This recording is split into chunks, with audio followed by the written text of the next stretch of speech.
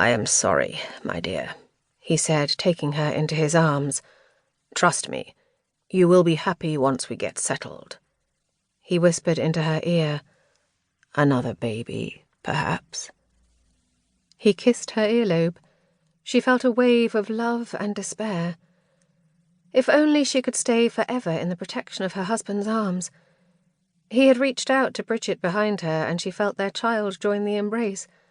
The three of them entwined. She would have to rend them apart. How could she do it?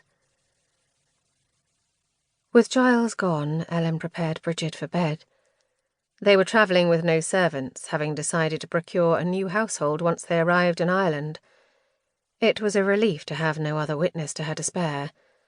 No judging eyes of a stern nanny upon her as she lavished her child with kisses. Brigid was sitting up on the bed in her rosebud nightie.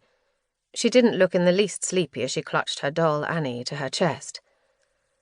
"Mammy, I don't like it. Everything is moving. I want to go home." Ellen barely noticed the gentle rock of the boat in the harbour. How would her little girl cope once they were in the middle of the vast ocean? What if there was a storm? She took a breath, brushed Brigid's soft curls with her fingertips. "You're going on a big adventure," Ellen had told her. "Crossing the Atlantic Ocean. You might see whales." Ellen remembered the grief and panic of the journey over, how she had been saved by Giles. But the day that had stood out had been the one when she saw the big blue whale as it cut through the vast ocean right before her eyes. Brigid was unimpressed. "But why do we have to go?" she whined. "Because Daddy is going to help make a national cathedral in Ireland," Ellen explained. "Ireland is his home, and it's going to be yours." "And yours?" Brigid had looked into her daughter's green eyes, her chest tight and her heart cracking. If only she could be sure her secret was safe. If only she could go back. From the spring day when her husband had announced they were returning to Ireland, Ellen had been in a tumult. Every evening, circling the courtyard garden at their apartment building, the sweet-smelling scent of crabapple blossoms on the trees closing in on her as she smoked cigarette after cigarette, trying to work out what to do. It had not been long before Giles had noticed her lack of enthusiasm. "Don't you want to go back home?" he asked one morning over breakfast. "Every Irishman I know dreams of returning one day." He folded his paper next to his empty breakfast plate, raised his eyebrows at her, his brown eyes questioning. She thought the words, "Every Irishman with your money, maybe," but she didn't say them. "Do you not realize how lucky we are?" he said, his cheeks flushed. "I've been selected to work on the designs for the National Cathedral in Dublin, and then after that the new airport in Collinstown. Everything is grinding to a halt here. The money's running out."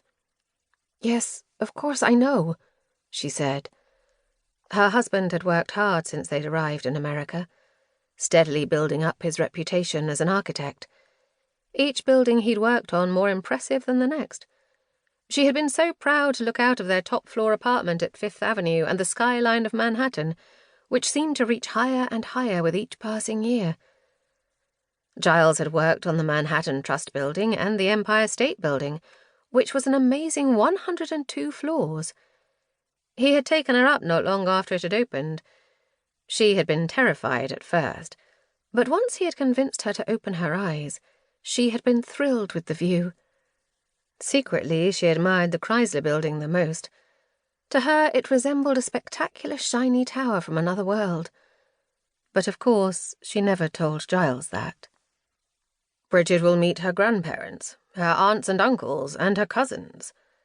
Giles continued to list the reasons for their return to Ireland. "We'll be surrounded by family."